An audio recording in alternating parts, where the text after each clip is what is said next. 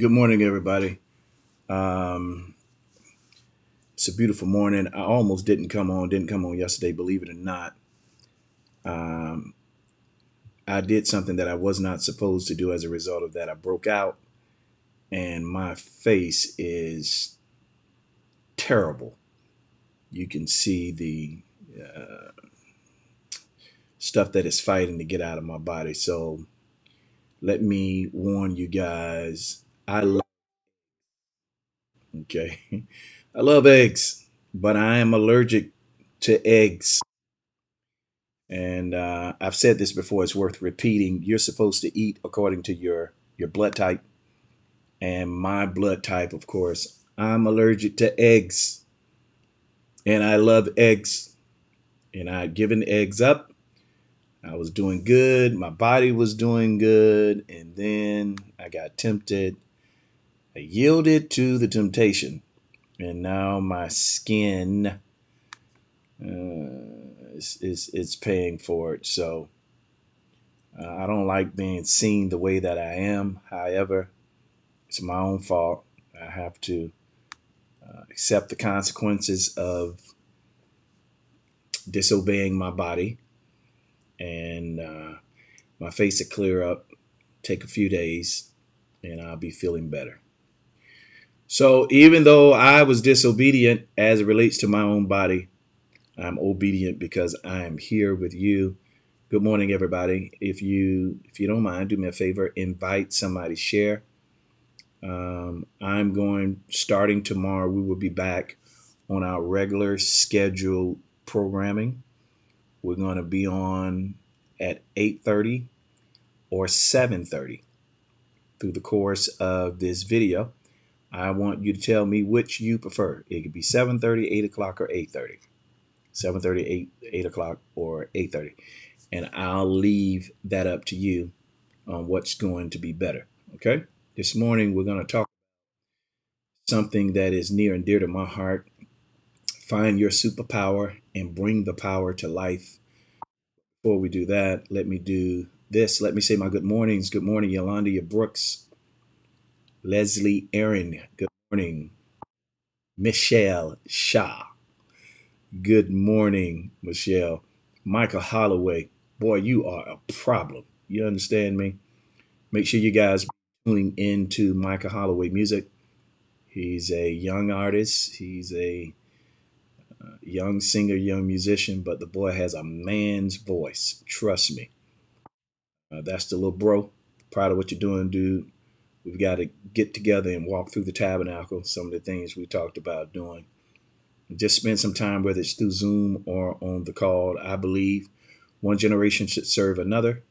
Any way I can lend my brain, my heart, whatever expertise that I do have to make you better, that's what I'm here for. That's what I'm here for. Rhonda Oliver, good morning. Erica Austin, good morning to you. Dewan McIntyre, good morning to you. Good morning, everybody. Thank you so much for joining us. If I did not call your name, it's only because I cannot see you on the screen. If you just type good morning, I can see you. Be more than happy to acknowledge you. So before I get started, I've been, kind of going back and forth, and I want to talk about this. I deal with death differently. I have to disconnect to get myself together. Once I'm back and I've gotten myself together, then I'm ready to talk about whatever, deal with whatever. And the news of a recent star who died, we'll talk about his name. It shook me, um, amongst other deaths that have occurred in my life. What happens in death is that people think that you're grieving over the one that died alone. And in actuality, it's not just the one that has died, but death resurrects the pain from other deaths that you've experienced in your life. And the reason death is, it's one of those things where you mix. The only way to deal with death that I've experienced is really to think about the hope that we have. Heaven is a real place for real people, and death in the Bible means separation. So I have to look at the higher hope. That's where I draw my strength. That's where I draw my comfort. If I had to deal with death, able of our reality alone, I'd lose my mind. I'd lose my mind. There's a term that counselors use. It's called compound grief. And it's basically when you've had one pain on top of another pain on top of another pain on top of another pain because of death, etc. Compound grief, it begins to stack and it weighs on the soul. It becomes a weight for the soul. And though you're living, you're not enjoying life because your peace has been disturbed by a multiplicity of things that have happened or occurred in your life. And it becomes challenging to deal with. And the challenge with most people in faith is that we believe that because of our faith that we are exempt from the world's trouble. In fact, you're totally incorrect. It's the trouble that defines your faith. How can we trust a God we've never seen, trust a book by dead men, draw hope from something that is not even present? How can we do that? Keep believing and believing against something that we've never seen. That's true faith. And that faith is defined through trouble. Anybody can believe in the sun as long as it's up, but when the sun go down and the moon is present, can you believe the sun will rise again? So I disconnect and have to get my thoughts together, and then I get back in the fight, and I'm ready to do this thing again. And the recent news of this Hollywood actor, I did not know him personally. I only know his work. But doing the research on him, listening to videos from him, by him, has really given me a new energy. It's encouraged me and it's literally pushed me to be the better. So before I go in further, let me see. Did I pull that video up? I don't know if I pulled it up. You all give me a second.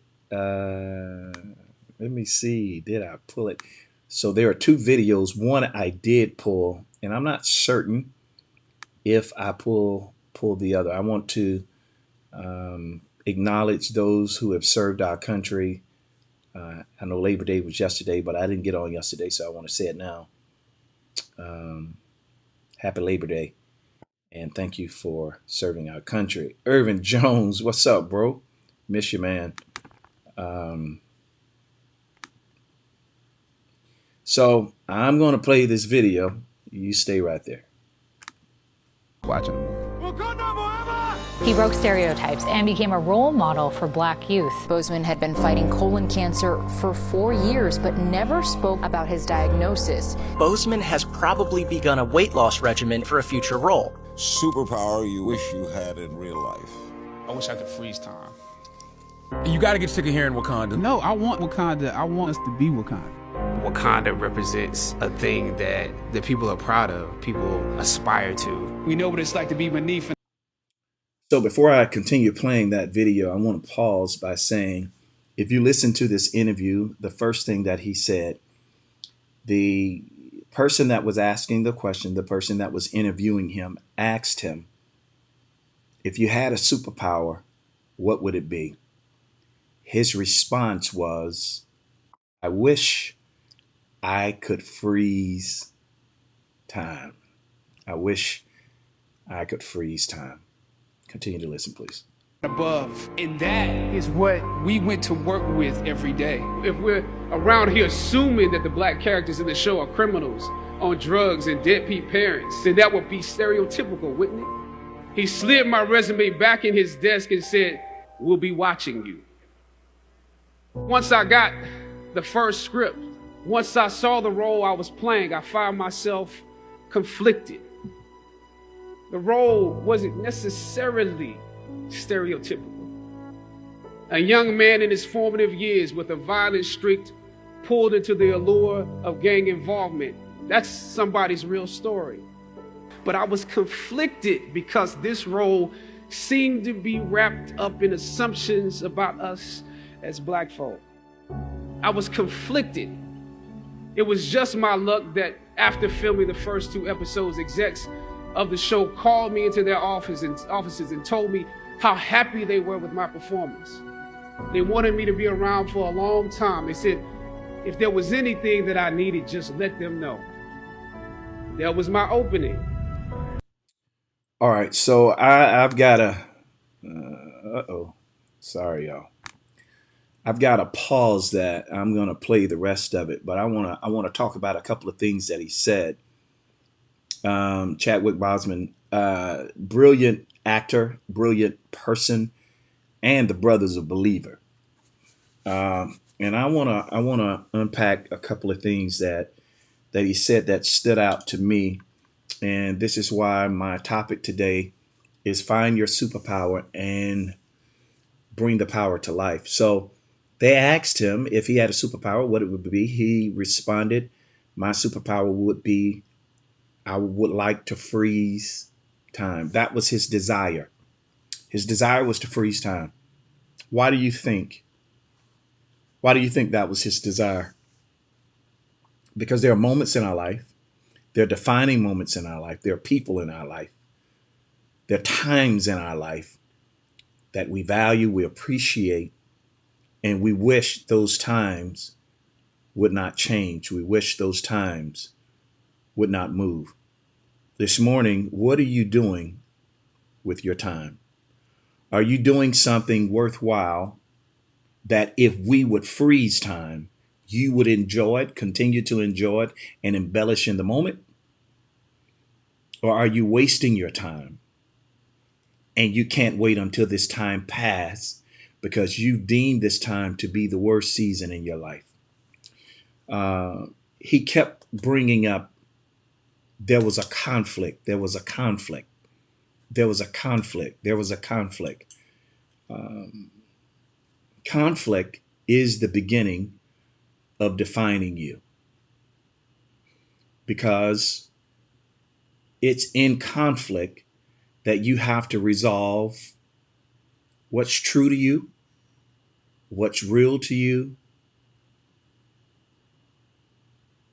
what have you compromised, what are you compromising. Conflict is good because it also expands you, because in order for there to be conflict, there has to be disagreements. If there's not a disagreement, there's not a conflict. If there's not a conflict, then you don't broaden your understanding. You don't broaden your perspective. Conflict causes you to ask questions. Conflict causes you to study. Conflict causes you to see things a different way. Conflict causes the things that you were raised in to be brought to the table for conversation. Conflict causes you to rethink. Conflict causes you to resolve. Conflict keeps you up longer than noodles ever could. Conflict is the untasted coffee of caffeine that causes you to be wired in your own thought, looking, seeking, desiring peace, answers. Conflict is necessary because it's the conflict in you that defines you and causes you to see a different way.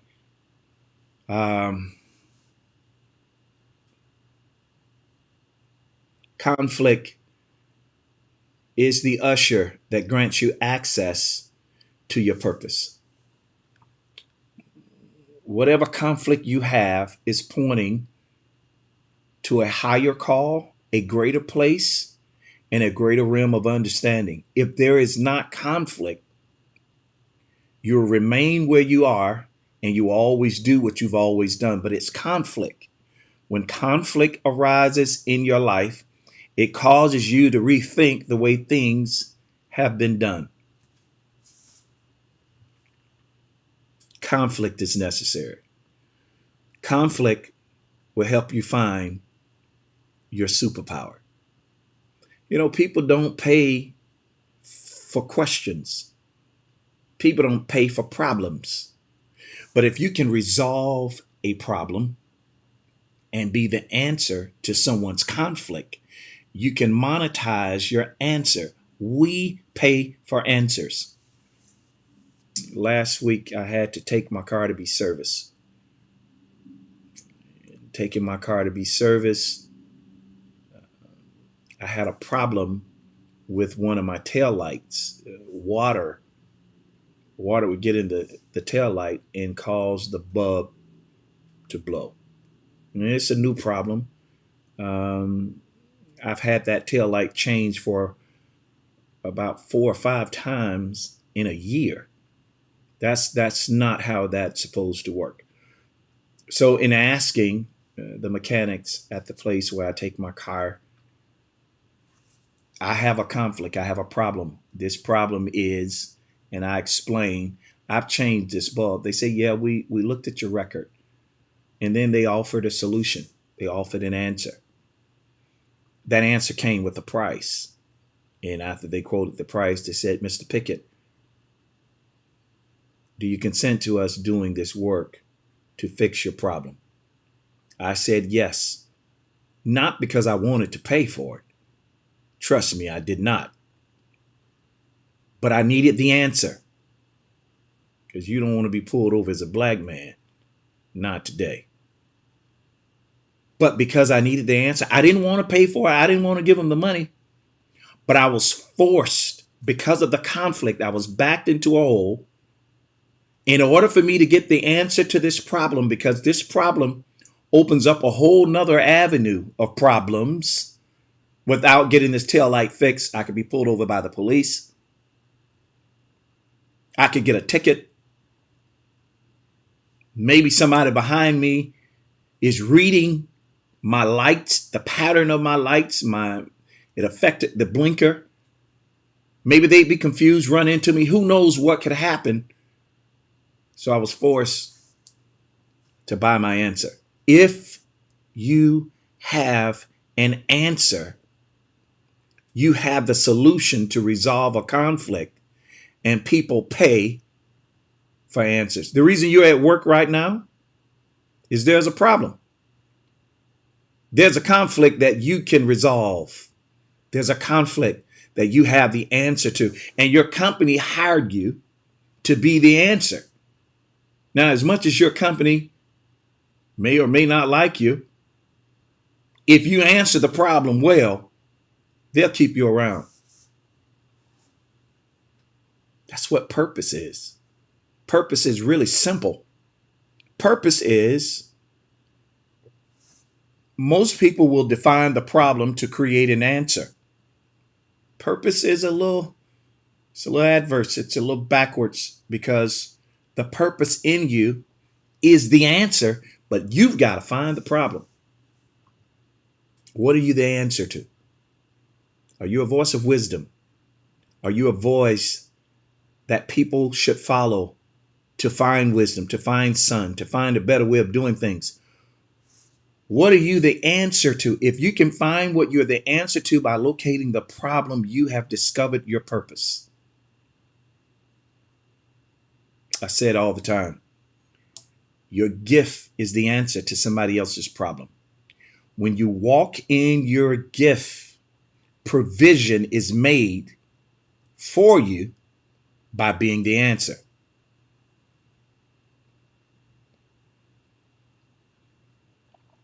I've share this joke with you. A friend of mine, my brother, was using my car, and his brother, his biological brother, say, "Hey, is that a rental?" He was like, "No, this is Pickett's car." And his brother said, "The church pay that much?" I've spent my entire life working in the house of God. It's been part-time, full-time, full-time, full-time. Then it became full-time with the leisure of not having to do office hours, so I could run my business, work for the house of God, and still have time to do other things. God has blessed me and favored me to do that. I count it an honor as well as a privilege. And I tell people it's not because I'm gifted. I don't believe that, because there are more people who are more gifted than I am. But I think opportunity becomes a magnet to you when you discover who you are, when you discover your worth, when you discover the value, when you discover what you have to offer, and then you live the answer. When you live the answer will lead you to the problem. And for the last 25, 30 years, the household of faith has paid me to be the answer in worship, creating a space for God to touch his people, creating a space for people to touch their God, and kind of be the director of that worship service, that worship experience. So I've led worship, stood on some of the greatest stages in the world. That gift, understanding that gift, being that gift, living in that place was an answer. And that answer brought the money. That answer brought the opportunity. That answer created such opportunities in my life where by placing me on stages that I never would have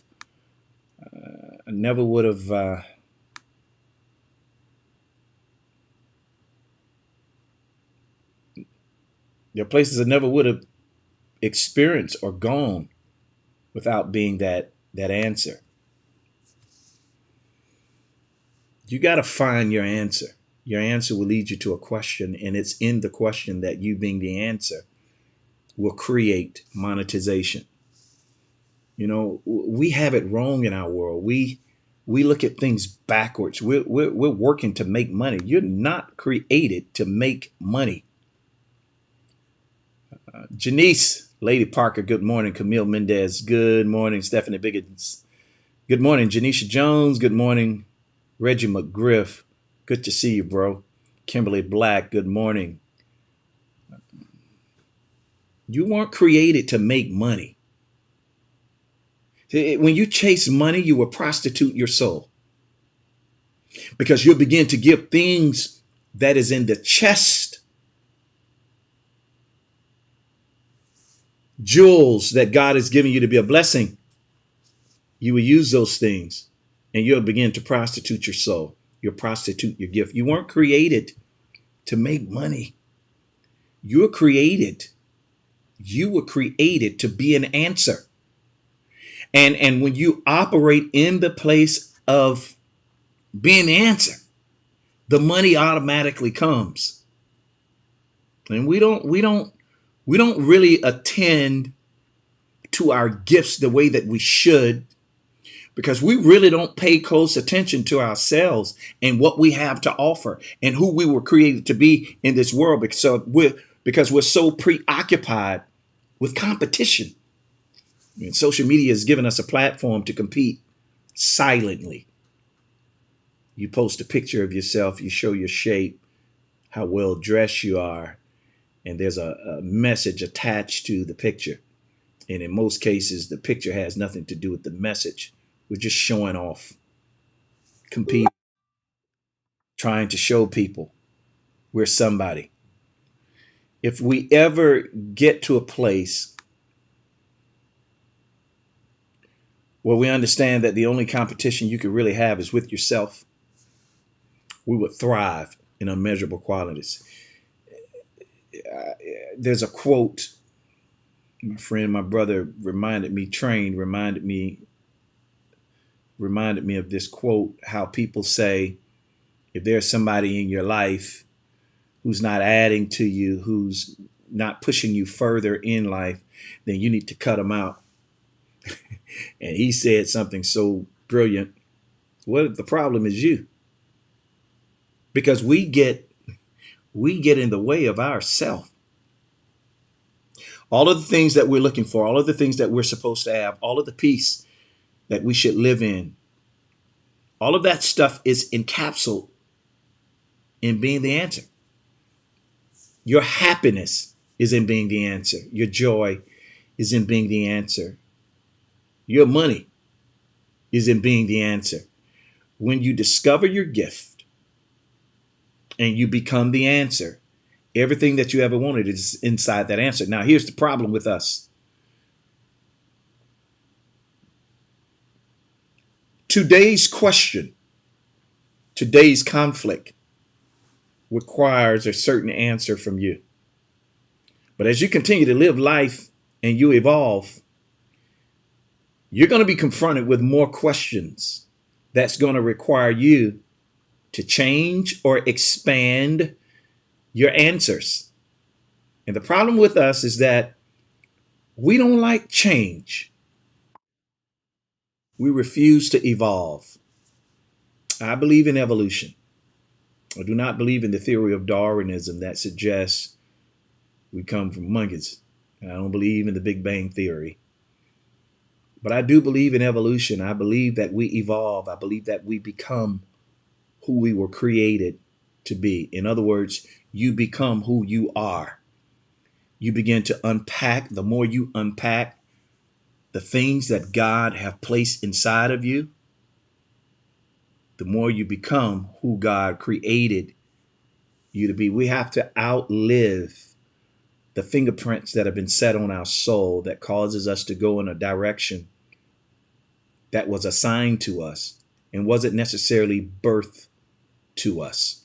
There's a birthright that each of us have to live out a certain destiny. And in the process of helping you unpack and discover the richness that is in you, people put their fingerprints on your soul and they begin to lead you down a path that they believe you should be on.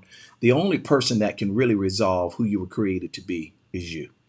There are other people that God give wisdom for you. He will place around you, but the only person that can unpack you, be you, is you. So I do believe in evolution. I believe we're constantly becoming. But when it comes time for you to change, this is where many people fall off. Because I believe I'm called to do this. I believe I'm supposed to do this. Maybe you're to be that because that is the key to unlock a door for you to become greater. But when you settle on this, you abort that.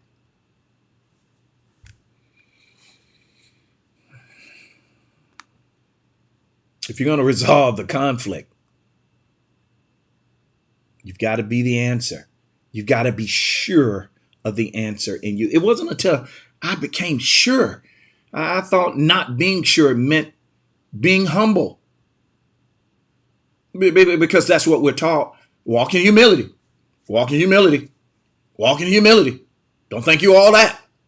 Why can't I think I'm all that when the Creator called me all that by saying that I was made in His image, created in His likeness? If He's all that, He created me to be all that. The problem is I cannot rest in what I am without mentioning who I'm connected to.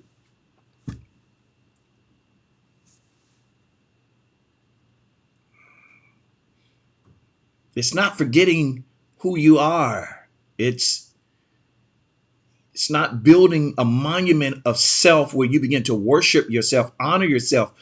But humility does not mean detaching who I am. I can be confident in me without conceit. Here's a story of the difference between confidence and conceit. I'm confident in what I can do because I'm confident in my preparation.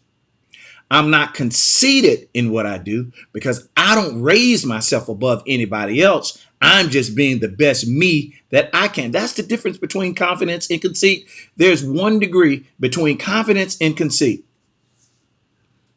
Confidence gives you boldness about who you are. Conceit raises you above everybody else. And just because I'm confident in who I am doesn't mean I think I'm better than anybody. I'm just the best at what I do. And so many people struggle with the difference between confidence and conceit. You better be the answer, and you better have boldness when you quote the answer, because people hire confidence. Y'all don't believe the people. The world wants you to be confident in what you do. They just don't want you to talk about the confidence that you have. You can't follow the trends of this world and this system. It'll have you confused. The world says, believe in you. Believe in the power that's in you. You are somebody. You are great. And the moment you start saying, I am somebody, I am great, I believe, don't be arrogant.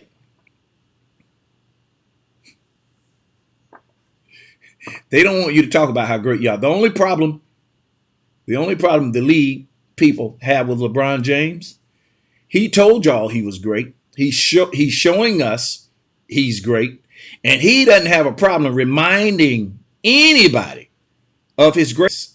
I watched one of his barbershop episodes, and he was talking about when he won the NBA championship in Cleveland and how the odds were against. They were down 3-1. No team in the NBA has ever come back from a 3-1 deficit and won the NBA championship. No team in history. He was the first. Just because it haven't or hasn't been done doesn't mean you can't do it. When you go to comparing yourself to other people, you limit your abilities to break records. Just because nobody in your family has been it or seen it or done it, that has nothing to do with you. You are called to be the difference maker. The difference from being good and being great is how you think. LeBron stated that it was in that moment that he won the championship that he believed he was the greatest of all time. And man, the media, boy, they penalized him. They tried to bury him for making that statement. But it's nothing wrong with believing you were the best of all time, as long as you don't allow that to elevate you above everybody else. But you say, well, believing I'm the best of all time, the greatest of all time, does elevate me, but it elevates it to you. Now, when you start expanding that to other people, that's when you got a problem.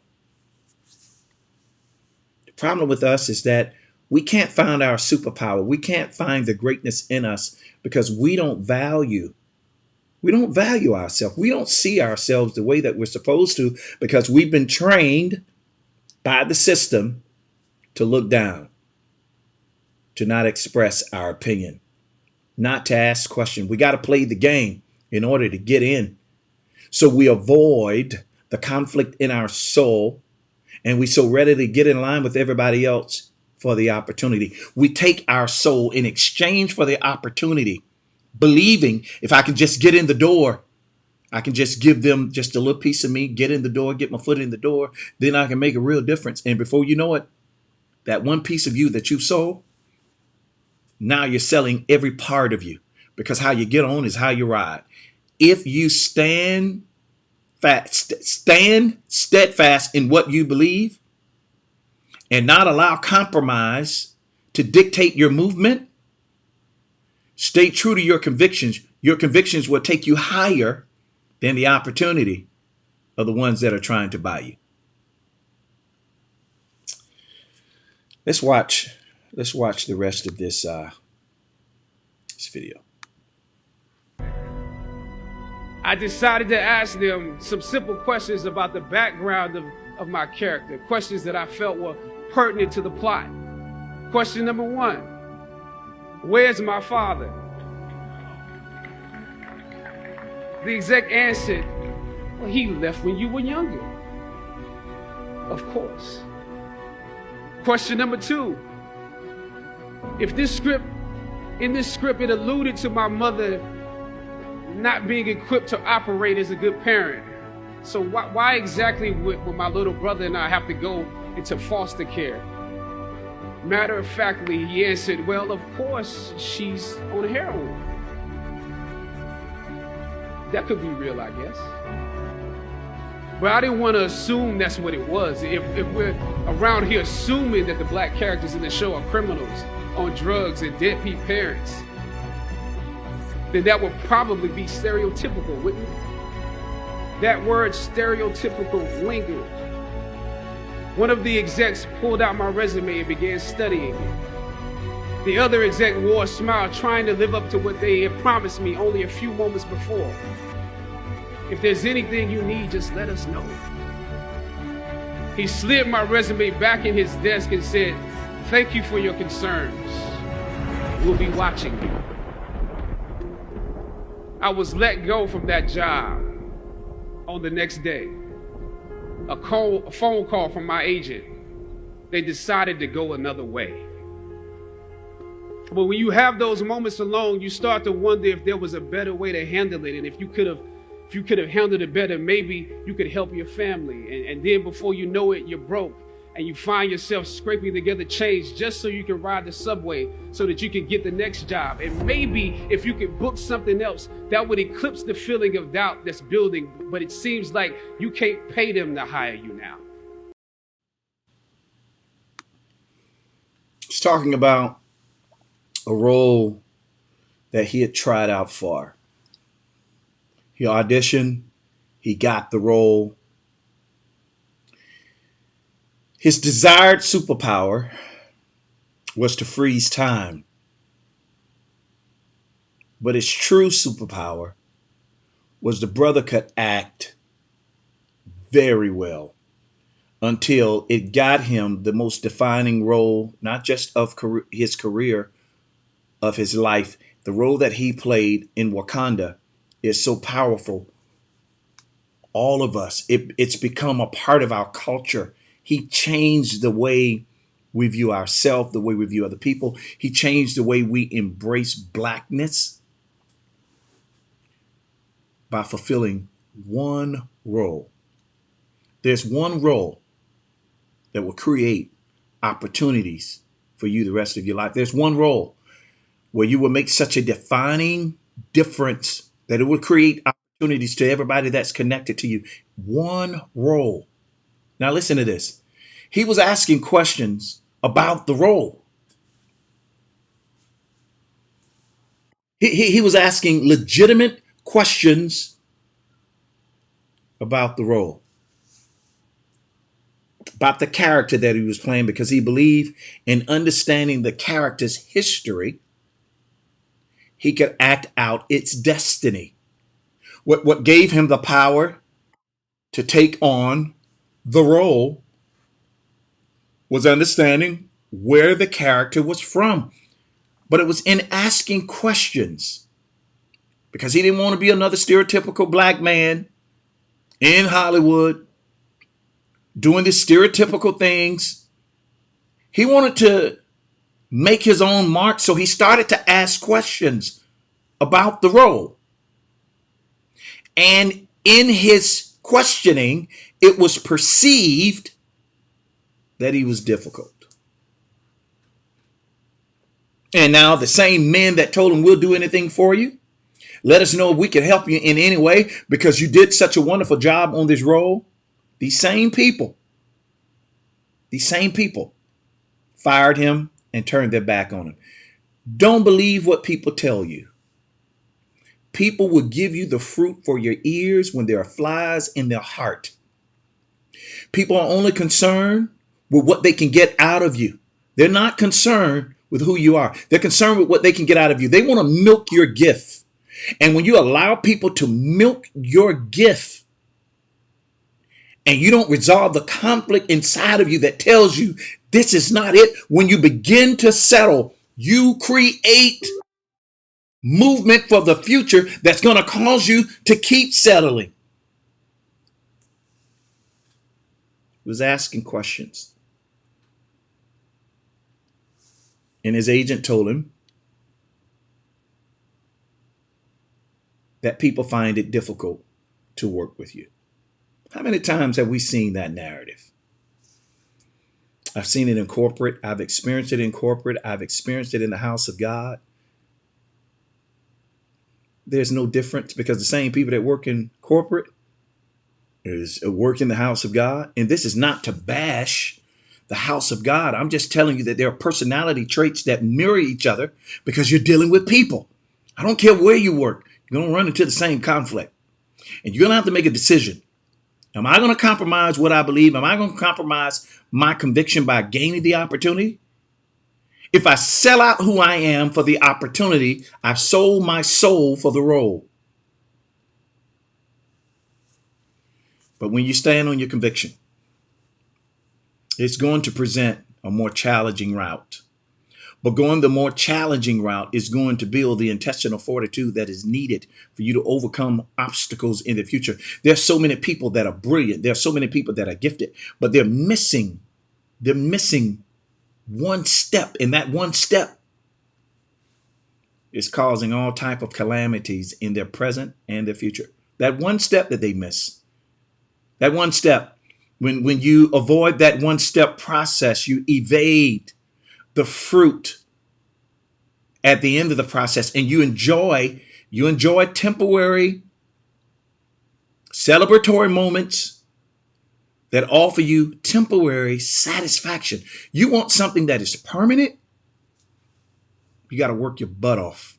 You want something that is definite, you got to stay true to what you believe. You got to be open to learning, but not allow people to rock you to sleep in your belief in exchange for an opportunity.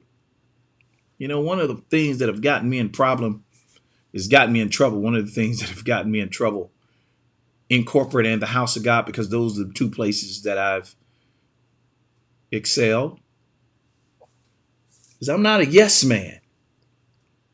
Now, I'm not a man that offers answers unless you ask.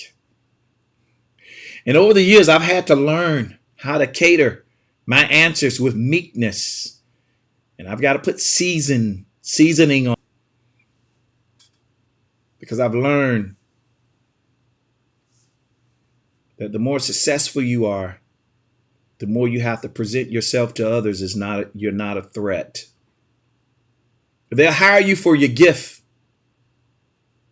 but the moment your gift begins to excel above their insecurities, they now see you as a threat and you become a target instead of a blessing. And truthfully, it's not your fault and it's not really your problem. But you have to learn to manage yourself in a second seat so that the first chair is not intimidated by your presence, which requires you to practice speaking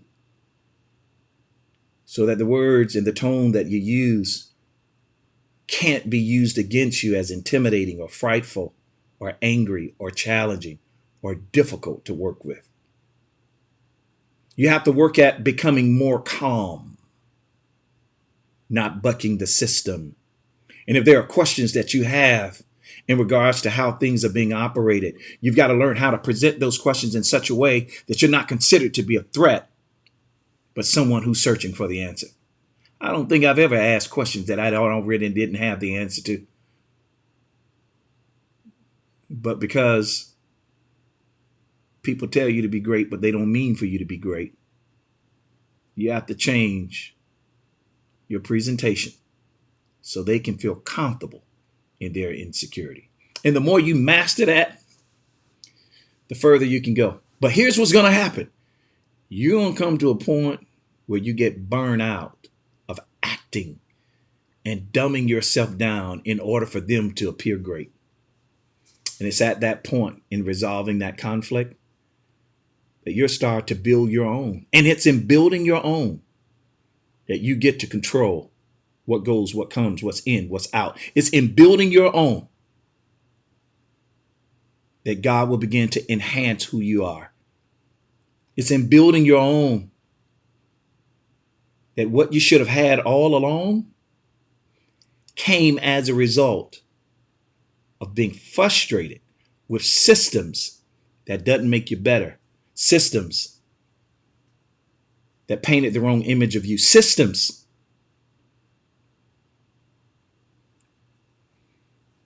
What's your superpower? This is just a part of the process of finding it. When you find your superpower and you bring it to life, it's going to create a stage and a platform that no man can move because they didn't build it. You did. We got a lot more I want to share on this. Maybe I'll do it today, maybe tomorrow morning for coffee time.